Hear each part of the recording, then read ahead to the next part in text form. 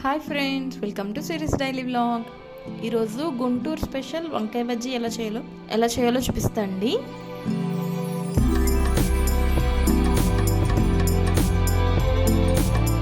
First దానికోసం మనం వంకాయలు తీసుకోవాలండి. ఇలా పొడుగ్గా ఉన్న వంకాయలు తీసుకున్నాను నేనైతే.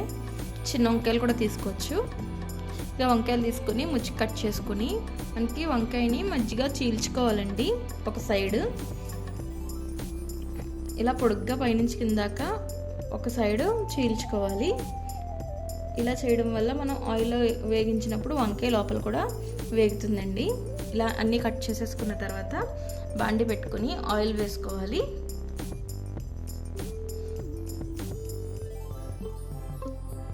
ఆయిల్ హీట్ అయ్యాక మనం ముందుగా కట్ చేసుకున్న వంకాయల్ని ఒక్కొక్కటిగా ఆయిల్లో వేసుకుని ఫ్రై చేసుకోవాలండి.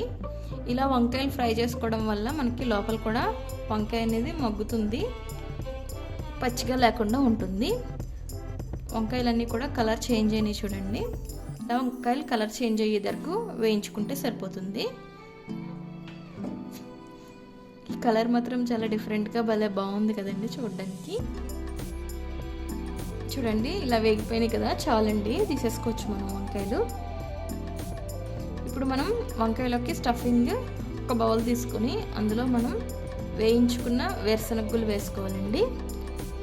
ఒక స్పూన్ వేయించుకున్న వేరుశనగ గుళ్ళు, ఉల్లిపాయ ముక్కలు కట్ చేసుకుని ఉల్లిపాయ ముక్కలు వేసుకోవాలండి. నానబెట్టుకున్న చింతపండు, కొంచెం టేస్ట్కి సరిపడగా ఉప్పు, కారం, ఒక స్పూన్ కారం, ఇవన్నీ వేసుకొని మనం మిక్సీ పట్టుకోవాలండి. ఇలా మిక్సీ పట్టేసుకున్నాం కదా, ఇప్పుడు ఈ పేస్ట్ని మనం వంకాయలో స్టఫ్ చేసుకోవాలి. ఇప్పుడు మనం వేయించుకున్న వంకాయల్లో ఈ పేస్ట్ని పెట్టుకుని స్టఫ్ చేసుకుందాము. ఇలా పెట్టుకోవడం వల్ల మనకు వంకాయ లోపల చప్పగా లేకుండా ఉంటుందండి. స్టఫింగ్ వల్ల ఉప్పు, కారం, పులుపు అన్నీ తగులుతాయి కాబట్టి తినేటప్పుడు మనకి టేస్ట్ బాగుంటుంది. అలా మొత్తం అన్ని వంకాయల్లో కూడా మనం ఇలా ఈ పేస్ట్ని స్టఫ్ చేసుకోవాలి. ఇలా అన్ని వంకాయల్లో పెట్టేసుకున్నాము. నెక్స్ట్ మనం పిండి కలుపుకున్నాము బ్యాటర్ కోసం. ఒక బౌల్ తీసుకుని శనగపిండి తీసుకోవాలండి. ఇందులోనే కొంచెం సాల్ట్, టేస్ట్కి సరిపడగా, కొంచెం పసుపు వేయడం వల్ల కలర్ బాగుంటుంది చూడడానికి, అండ్ కొంచెం వంట సోడా, బేకింగ్ సోడా వేసుకుని వాటర్ పోసుకొని బ్యాటర్ని మనం మిక్స్ చేసుకోవాలి. బాగా పలుచగా కాదు, బాగా గట్టిగా కాదు. మనం మిరపకాయ బజ్జీలకి ఎలా అయితే బ్యాటర్ని మిక్స్ చేసుకుంటామో అలాగే మిక్స్ చేసేసుకోవాలి. ఆ కన్సిస్టెన్సీ ఉంటే సరిపోతుంది మనకి. ఇప్పుడు మనం వంకాయలను ఒక్కొక్కటిగా బజ్జీల కింద వేసుకుందాము. పిండిలో ముంచుకుని ఇలా వంకాయని పిండిలో ముంచేసుకుని ఒక్కొక్కటి ఆయిల్లో డీప్ ఫ్రై చేసుకుందాము. ఇలాగే అన్ని వంకాయలు కూడా బజ్జీల కింద వేసేసుకోవాలి. మీడియం ఫ్లేమ్లో పెట్టుకుని మంచి కలర్ వచ్చేంత వరకు వేయించుకోవాలి.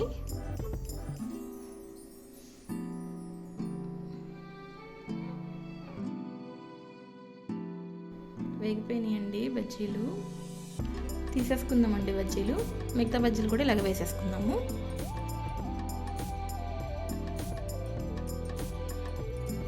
వంకాయ బజ్జీ వేసుకోవడం రెడీ అయిపోయింది కదండి. ఇప్పుడు ఇందులోకి స్టఫింగ్ కోసం మనం కొంత ప్రాసెస్ ఉంది, చూద్దాము. మనం వంకాయ బజ్జీలోకి నిమ్మకాయ కారం రెడీ చేసుకోవాలండి. దానికోసం ఒక నిమ్మకాయ తీసుకొని జ్యూస్ తీసుకోవాలి. నిమ్మకాయ ఈ జ్యూస్ చేసుకున్న నిమ్మకాయలోకి ఒక స్పూన్ కారం వేసుకొని మిక్స్ చేసుకోవాలి. ఇది కంపల్సరీ వేస్తారండి, గుంటూరు స్పెషల్.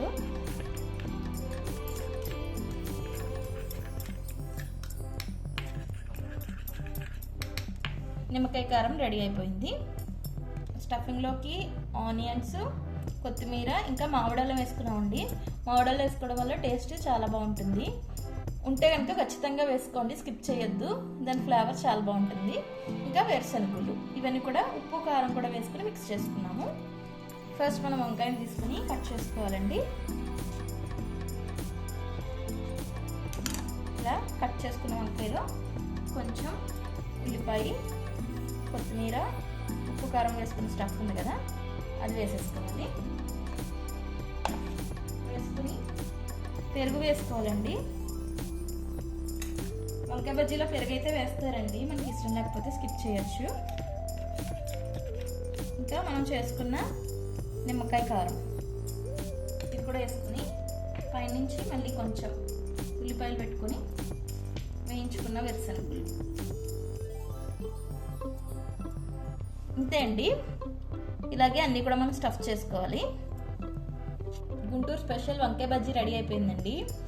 ఎలా ఉందో మీరు కూడా ట్రై చేసి టేస్ట్ చేసి చెప్పండి. అండ్ నా ఛానల్ని సబ్స్క్రైబ్ చేసుకోండి. Thank you for watching.